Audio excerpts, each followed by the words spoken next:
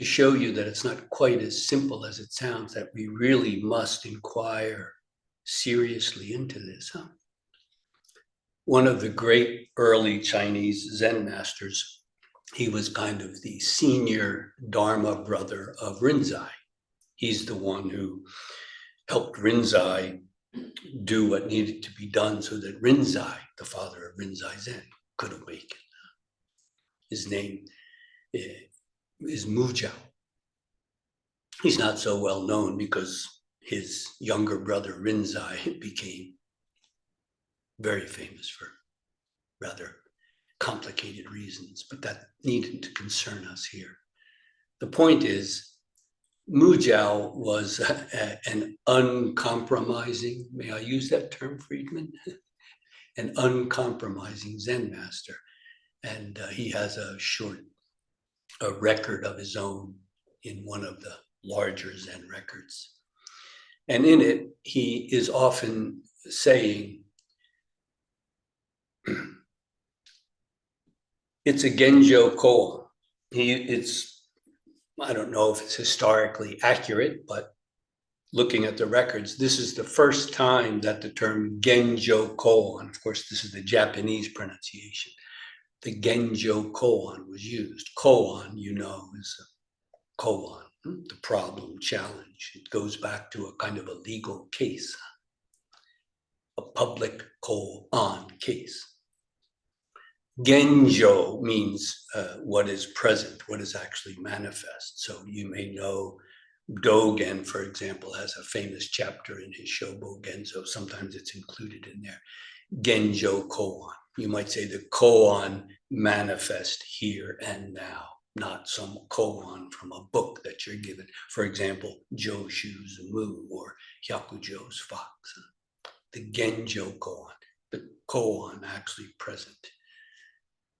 So this master Muzhou would often say when a monk approached, in a sense, it's a clear-cut case, because again, the original meaning was taken from a magistrate, someone who would make a judgment, pass a judgment on someone. And the result might be that they would have to be put into a kind of a wooden thing, and then they might be whipped, or they might be hit, or they might have to stay there like that so the public could see him.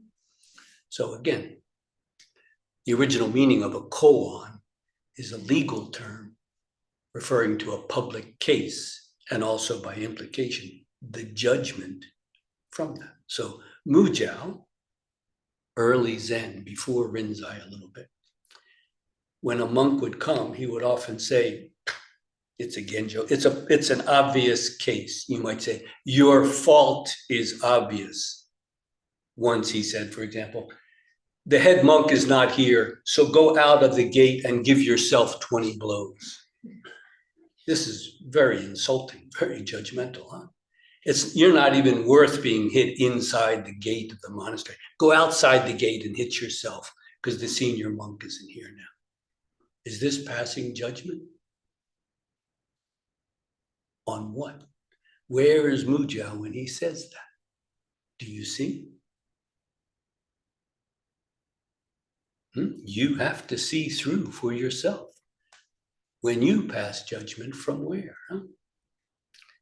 To put it very simply, we can say Muzhou could see that the monk coming to practice the Buddha way was still coming with his comparing mind.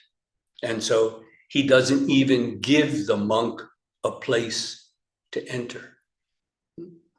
Sounds very cold, but it's really great compassion. He's not allowing the monk to continue his delusion. There's even one example where he says, I have yet to meet a person truly free. Why don't you come forward now? A monk steps forward and he says, it's a genjō, it's obvious. Give yourself 30 blows. The monk says, but I haven't even opened my mouth. I haven't even said anything. And then he says, you've just added another set of chains. Is this passing judgment? From where? From where? You have to see the boundless compassion of Muzhou in cutting off any means of escape, any means of continuing that delusion. This is truly what in Mahayana Buddhism is called great compassion.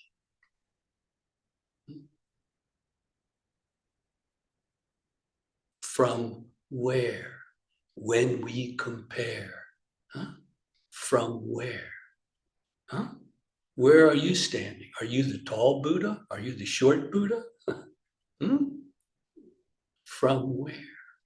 And what are you really judging if you judge? What is it? You have to see through this. Does nature make comparisons? Does nature judge?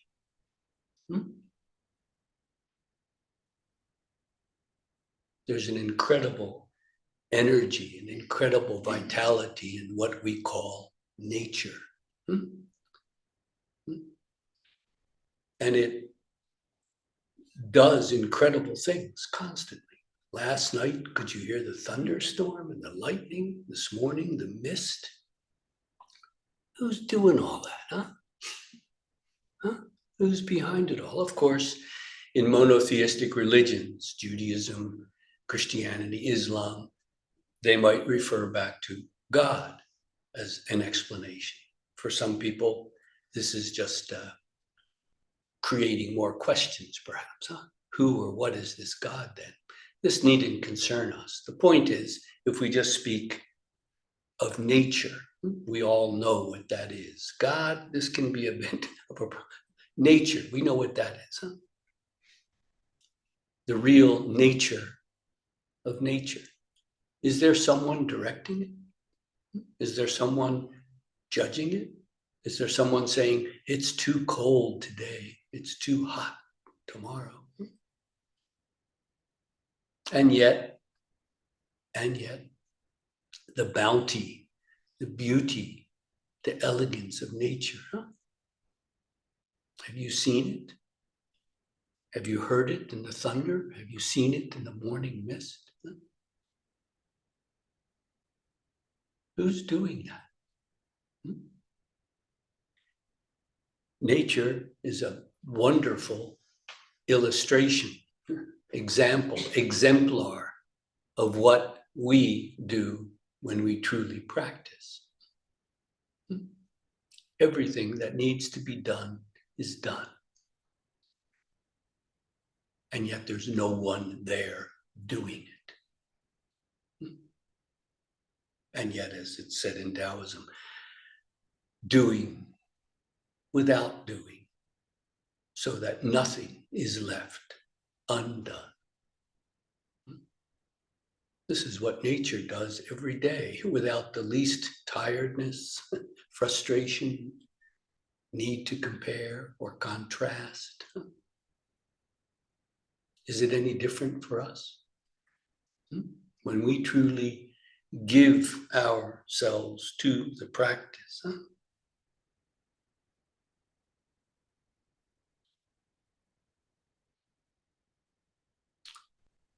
It's sublime because in English, the word nature can refer both to nature and to what we would call the nature, that one's true nature. What is our true nature? Well,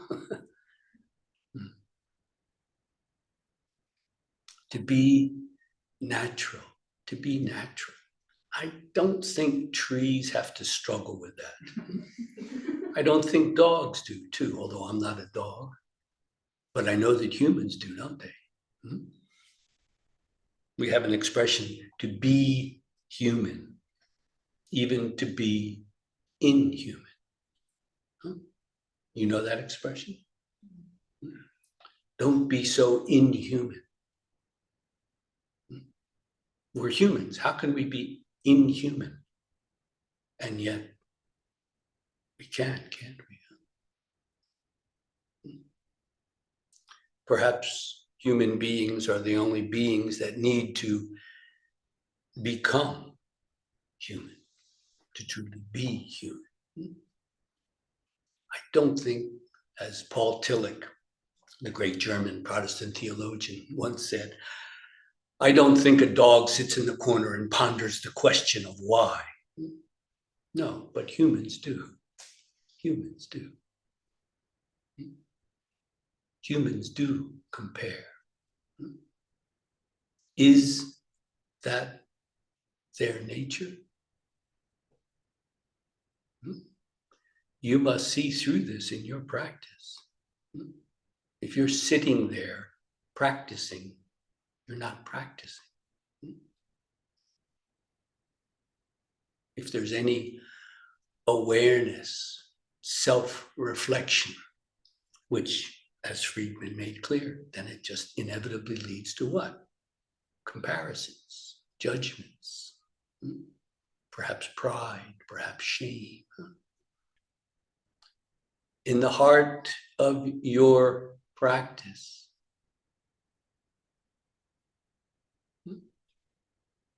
what drives you?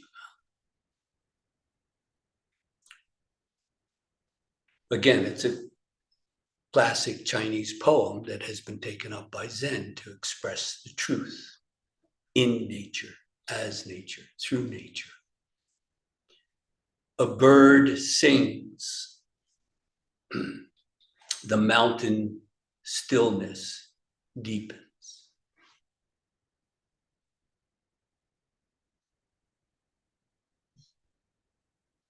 A bird sings, or a motorcycle goes by, or you feel pain in your knee.